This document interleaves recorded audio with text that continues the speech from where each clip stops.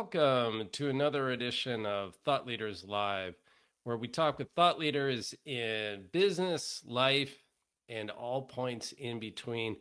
Today, I think we're going to focus a little more on the life aspect, and we've got an incredible thought leader with us today, Lambers Fisher, who is a licensed marriage and family therapist. And Lambers, thank you so much for joining us today on what I think is a really critical topic. My pleasure, Greg. Thanks for having me. Yeah, you bet. So, we're going to talk about positive diversity, building stronger relations across differences. This, like Lambers and I were talking before the show, this could kind of be a prickly topic in today's supercharged political and social climate. And I really like Lambert's approach that the same principles that strengthen marriages and families can also transform our relationships across cultures, backgrounds, and perspectives. So, Lambert, before we jump into the topic, why don't you tell us a little bit more about yourself? Give us a little bit more, some more details about your background. Sure. Name is Lambers Fisher. Not too many Lamberses out there, so that already gets people curious. But I'm from Chicago, born and raised there. I'm in Minnesota, Twin Cities now, and I'm a marriage and family therapist. That's what I've been wanting to do since far back as I can remember. I was the kid who was intrigued by relationships, and no, there's no secret behind that. My parents got divorced when I was younger, and unlike what how people usually respond to that, I took it upon myself to scour every relationship I could find, Oh, wow. to learn how to have a lasting relationship. Eventually, not at the moment. I was a kid, but it's like Yeah. eventually I want to do something different. And it was then that I discovered that there were not as many intact relationships around me than I had realized. Either people got divorced or never got married in the first place, or never stayed around long enough to even get that far. And so I then became even more on a hunt for learning the strategies and the skills to have a relationship that could last when the time was right when I got there. And that's what led to my journey to undergrad, grad school, and to be a licensed marriage and family therapist today. And I'm grateful to have been able to help many couples stay together, strengthen their relationships. I like to think, that sometimes it's the relationship that feels like they're an F, just trying to get to a C, and then Hmm. sometimes there's that B relationship that wants to get to an A. It's like they're all just personal evaluations, but it's how can we be the best we can, and that's awesome. And it's on that journey of trying to help strengthen relationships, premarital, marital, uh, after an affair, or we're about to get a divorce next week unless you can help us. Like the variety of relationships there are, find something that was missed. The misunderstandings, the I thought you felt this, my expectations were met, the unmet needs, all those kind of things, and see each other again and work toward a healthy relationship that I've been cultivating over those years. And over those years, I started to see not only that those skills were helpful in marriage, intimate relationships, even if you never got married, but also sibling relationships, extended family relationships, those misunderstandings, those expectations, those unmet needs went beyond that. Then it was, oh, wait, this helps in work scenarios too, professional relationships. My boss is misunderstanding me. This job is not what I expected. I don't feel appreciated. It's not exactly the same, but a lot of it overlaps. And so when I started to see that trend, then I started to realize the impact it could have, and it's great. As far as the topic itself, I never intended to be a diversity expert, a DEI policy and procedure manual type of person. But when I started to see uh, people who were interested in counseling that weren't interested before, but maybe this mental health thing could help me. Not because I have a mental health problem, but just like going to the gym is not just for people who have problems, it's people who want to strengthen their body to make it the best it can be. Maybe I can do that for my mind, my emotions as well.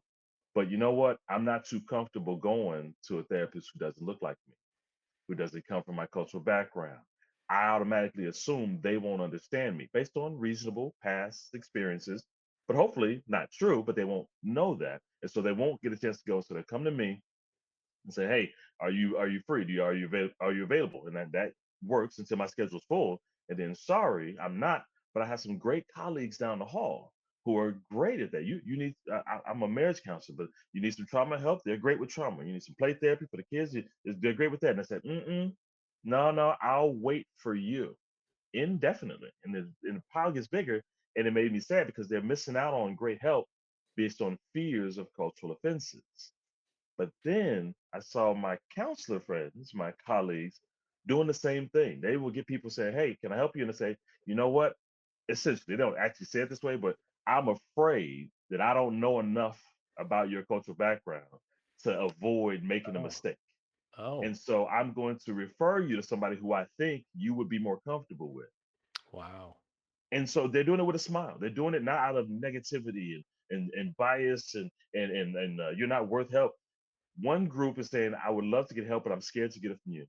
And Huh. the other group is saying, "I would love to help you, but I'm scared to not offend, I'm scared that I might offend you based on my cultural ignorance." And I'm looking at these people like, oh, we have to find a way to tie this together and Yeah. mend this. And so that's what got into me using the counseling skills, that mending broken relationships, mending misunderstanding relationships together, to then work to train professionals in various fields on how to do more than you think you can do, in order to make sure that there are more professionals out there, no matter their cultural background, who can meet the needs of the person in front of their face, whether they're similar or different. And it's been a great honor to be able to do that to as many people as I can. And between wearing one hat of therapy and one hat on equipping therapists, and actually beyond just therapy, professionals in a variety of different fields, to do that work.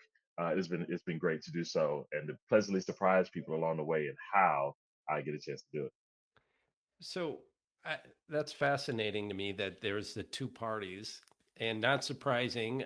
Just made me think about it.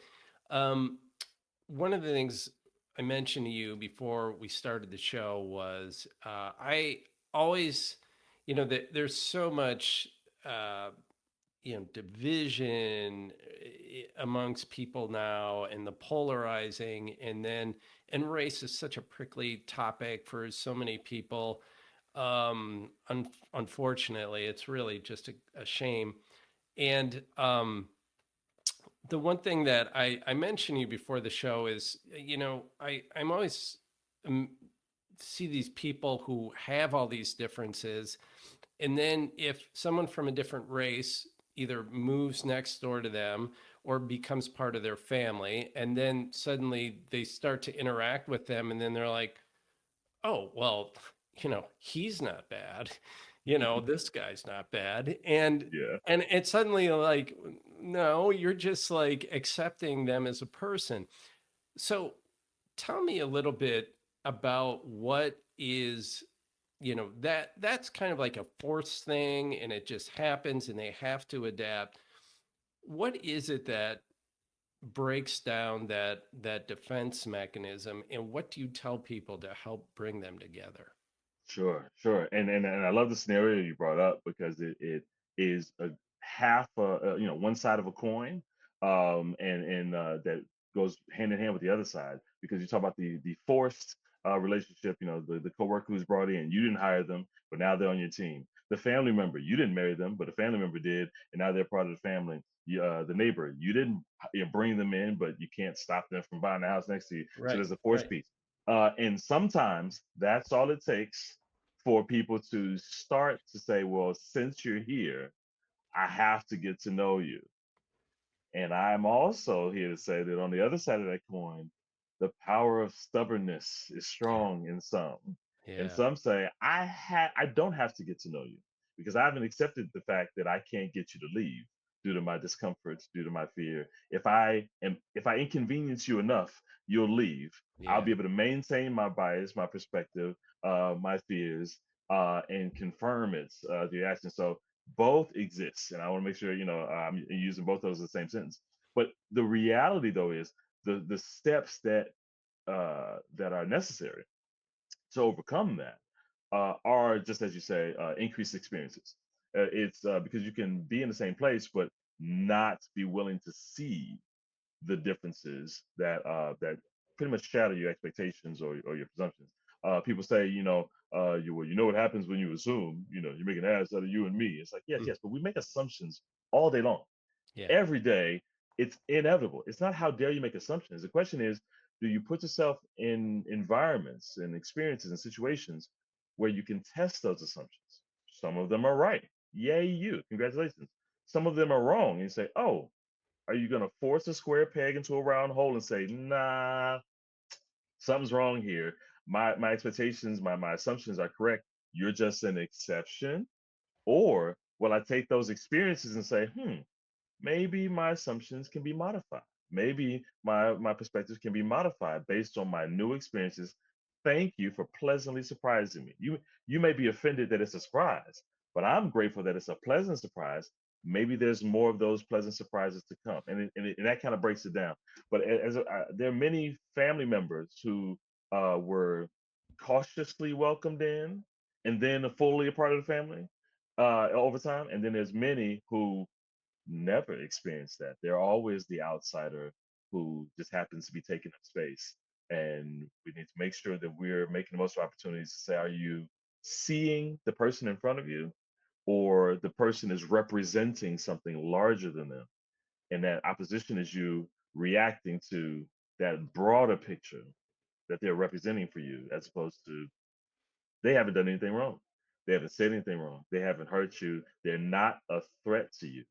So why protect yourself when they're not a threat to your well-being? Yeah, I that's really powerful stuff.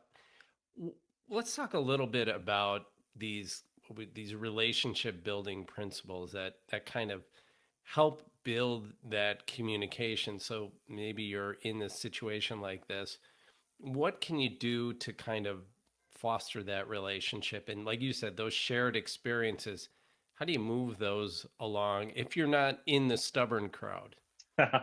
Yes, yes, indeed. I'm a fan of both structured and unstructured activity. Sometimes it's just a matter of being in the same place at the same time. No deep conversations are had in moments like this, but you're just welcomed into, hey, we went bowling with the family, and you bowled too, and we got the chance to just have fun bowling, talking about something that has nothing to do with our backgrounds, but just we get to laugh together. We get to support each other. We can say, "Oh, sorry you got the gutter. Oh, yeah, you got the strike." Just shared experiences can sometimes set the tone for, wait a minute, I'm spending more time with you and nothing bad happened. Let me start to open my ears and now actually hear what you have to say. Oh, you like that TV show? Oh, we like this. We like similar things. We have similar opinions.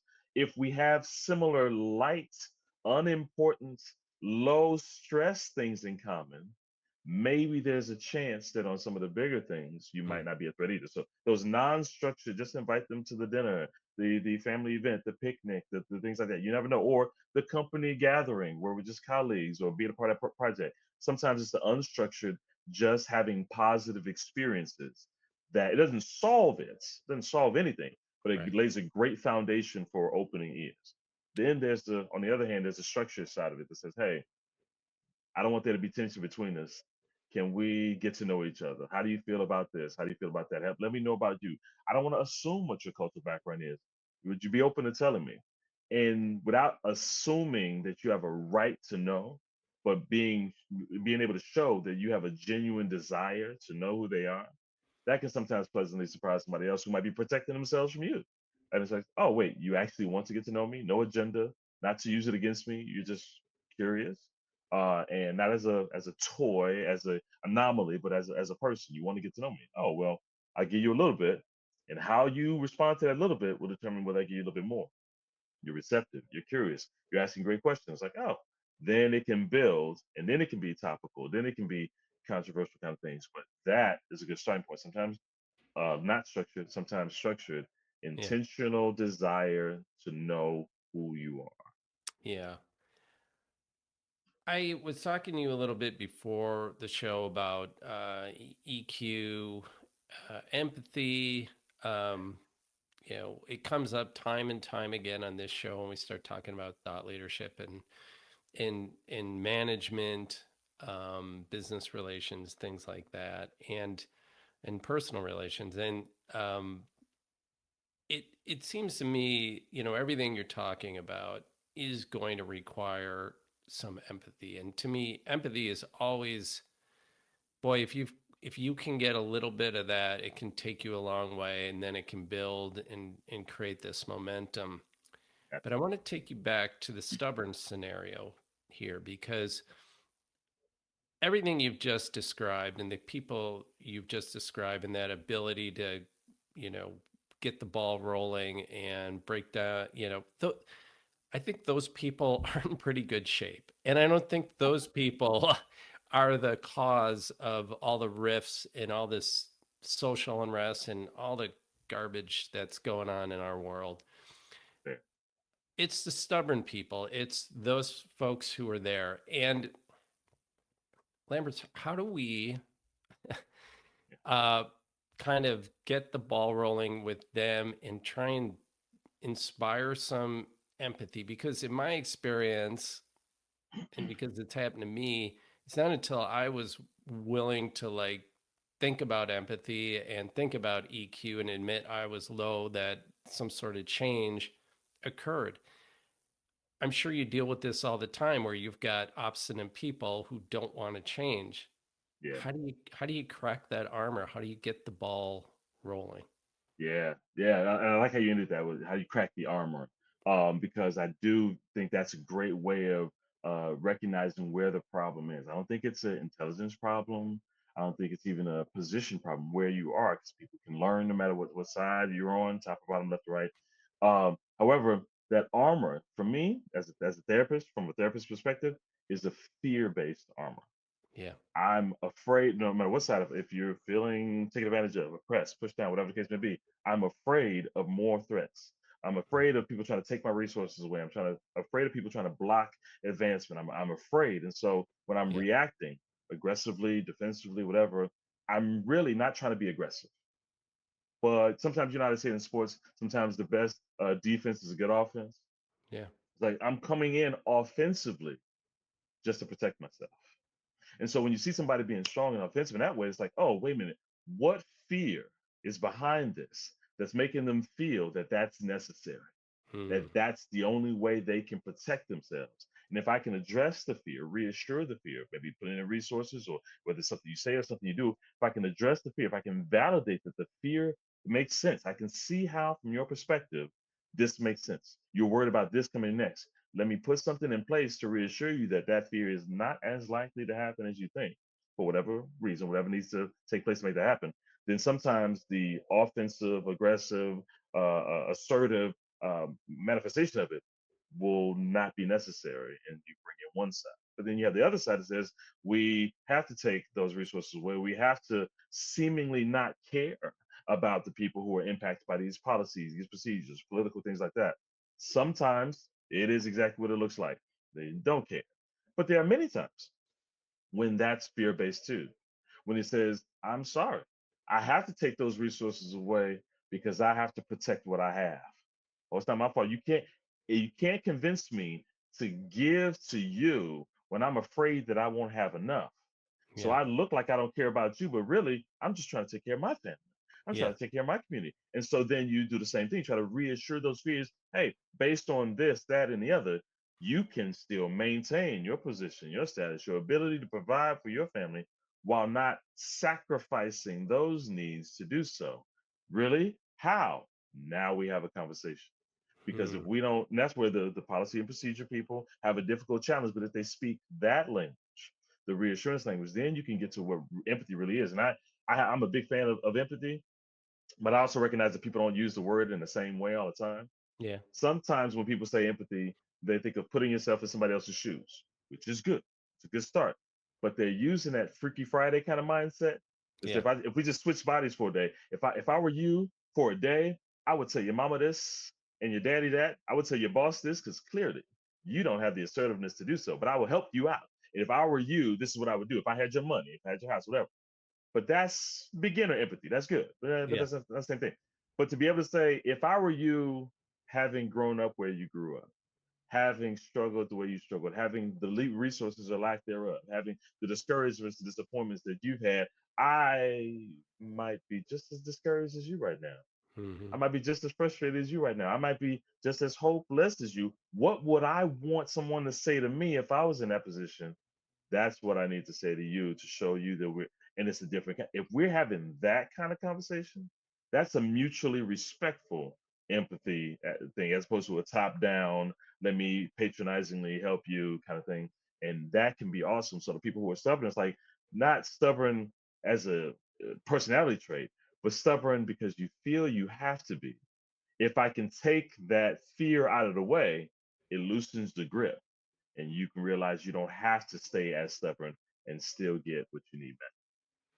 Yeah, I think that's a good point about empathy. It's like you don't you're not going to feel certain things, right? So Right. I'm I'm obviously not going to feel what it feels like to be an African American, Lambers. Exactly. Exactly. And I also like my wife, and talking about like menopause and things like that. I'm like, yeah, I don't understand, Yeah. why the air conditioning is so low. I'm never going to, Yes. Yes. but but I respect it. There you go. I respect that it is part of you being a human being and it's Yes. your experience. And I feel like that respect is something that it I don't I and maybe it is from your standpoint, like what you're saying is like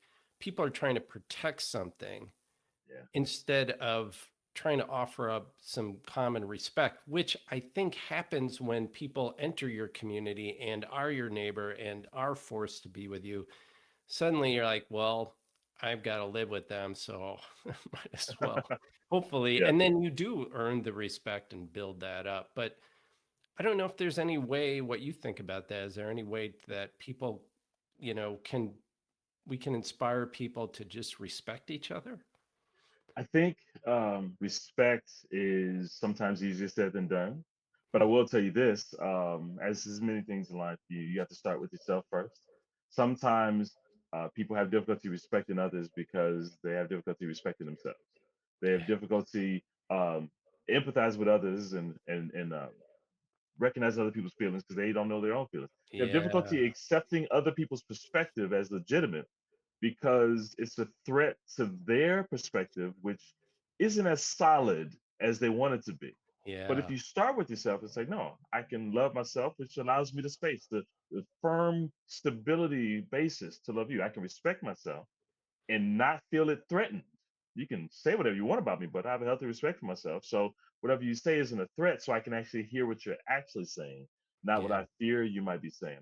My That's where emotional intelligence comes in. I can be emotionally stable enough to not react just because you reacted, to not get heated just because you hit it, to not feel fear just because you feel fear. I can say, no, I'm good. Let me focus on you to help you feel the same security I feel. But if people feel insecure, not in a personality trait sense, but less secure, less stable than they would like to be, then they can't offer that to somebody else because somebody says, well, I can't give you food because I'm hungry too. I don't know when my next meal is going to come. So I got to keep mine.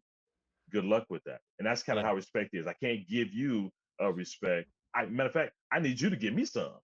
Yeah. It's Right. like, Right. and then you take, no, you first, no, you first. But Yeah. when we're stable in ourselves, then we can offer it. Somebody says, oh, you offered it without demanding it of me first.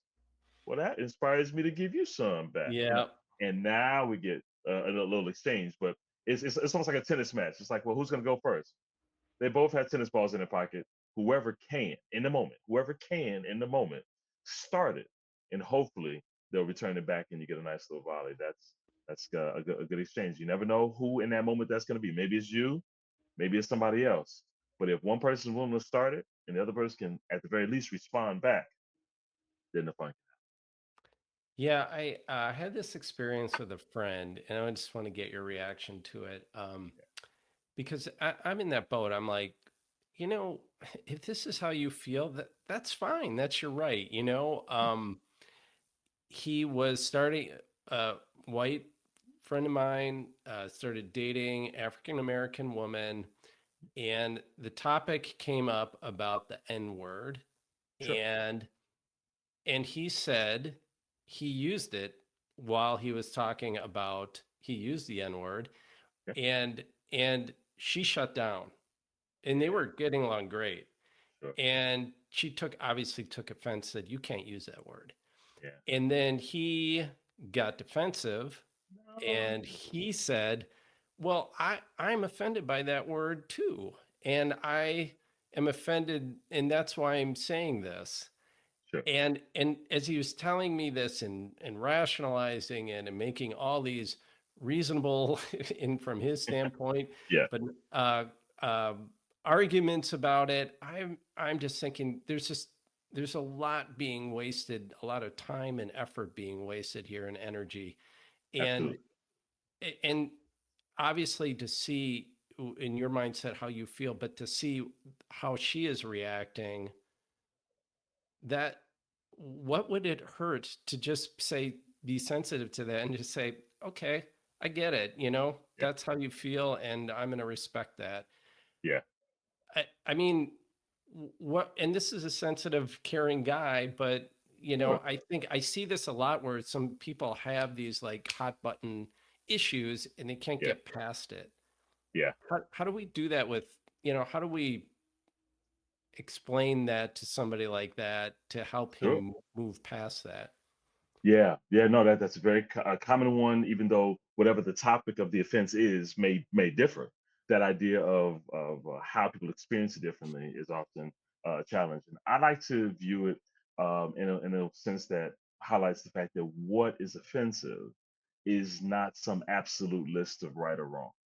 Everybody knows this is offensive, this is not. This is who can say it, this is not. It's like we just have to learn the list. That's not how offense works. It's an emotional thing.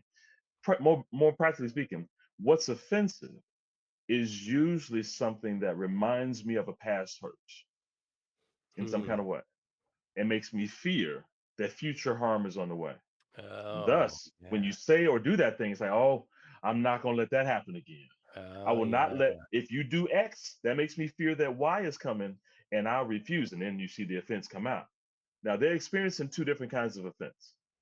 In this scenario, which I don't know all the details, but I'm saying conceptually Yeah. speaking, she's saying that when that word, and because she's amongst many other people who have felt this way, when that word is used, that makes me fear that people think this about me, and they're going to do this as a result. You're going to treat me a certain way. People who say that word casually usually do these things, and I thought I did not have to worry about that. But now that you use that word so comfortably, I hope I'm wrong, but the experience has been so big, I can't trust that I'm wrong. So now I have to protect myself from you because you just showed me you are a threat to my Uh, well being. yeah. I'm offended. Now, differently on his side, I don't like, as many people don't, being told what I can't do.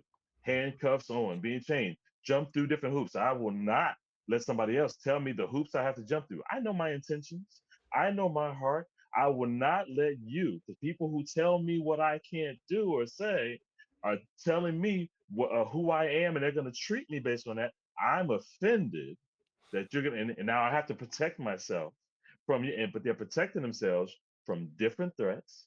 They're offended by different fears, and they're missing hearing each other.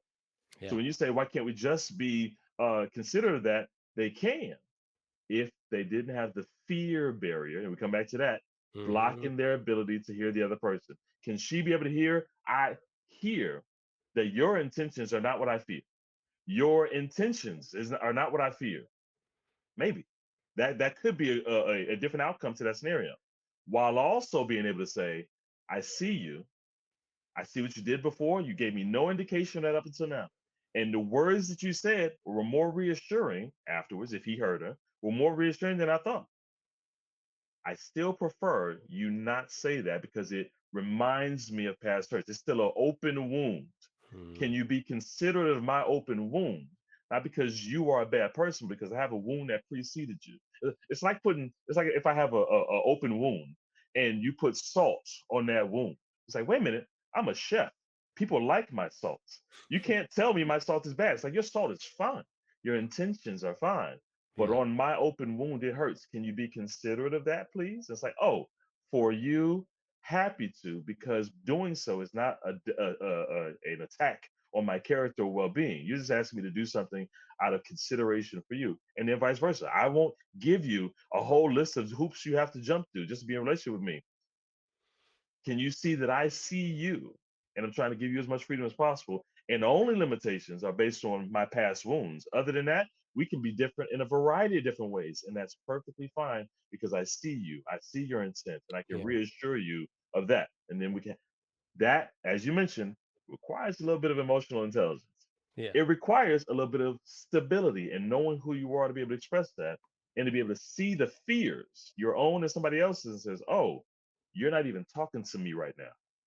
You're talking to fear. You're Yeah. talking to threat. How can I reassure you I am not the threat that you fear that I am? Let's have a healthier conversation. Oh, that Changes is everything. that's so good. You're not even talking to me. You're talking to fear. That is Yeah. really good, Lambers. Tell me just briefly, if you can. I understand how in a marriage therapist you work with individuals. How are you helping companies and business groups? Yeah, yeah. So the same things that I tried to help my colleagues do. I started a like a 1 hour training. Here, here's some things that can help you remove your foot from your mouth, so you can help as many people as possible. Let's go. And then it became a 2 hour training and a 6 hour training and things like that. And I tried to help as many mental health professionals as I could. Then I started to do trainings where school counselors or police counselors will come, social workers, things like that, and they say, hey, not only does this help us as mental health professionals, but you're doing it in such a way that you're taking all the psychological language out of it. Well, you don't have to have a master's degree in Yeah. counseling to learn this. Hey, can I bring you back to my principal so that they can have all the teachers who are trying to not culturally offend their students learn this? At the Hmm. churches, can we have all the pastoral team? Can in the C-suite folks say, hey, my managers need to know this so that the people under them can create an environment where it's culturally safe environments where we don't have to be promoting the whole company's new agenda is now DEI. It's like, no, it doesn't have to be the focus. But can we create environments where we are welcome to be who we are? And bring those same principles in. It says, how can you make sure you are showing that you see everybody else, no matter your similarities or differences? If they express complaints, are you going to write them off as being not a part of the team? Or are you going to hear they may be experiencing you differently than you're experiencing them? Can we have environments where we're not just saying, well, we have to focus on that ethnicity? Diversity is about more than just ethnicity. There's differences in ethnicity, age, gender, political beliefs, faith beliefs, geographic region. We don't do that diversity stuff here. I'm pretty sure your whole team is diverse. Even if you have the whole same skin color, you have Right. different ages. You come from Right. different parts of the country. You're just like Right. we're doing diversity all the time. The question is, are we doing it well? And Yeah. when I demystify it like that, it's like, oh, we don't have to be promoting some activist agenda Yeah. to create a culturally safe environment. Like, no, we just need to make sure that when people who feel different, which is hopefully everybody at some time of the day, do they feel welcome to be themselves?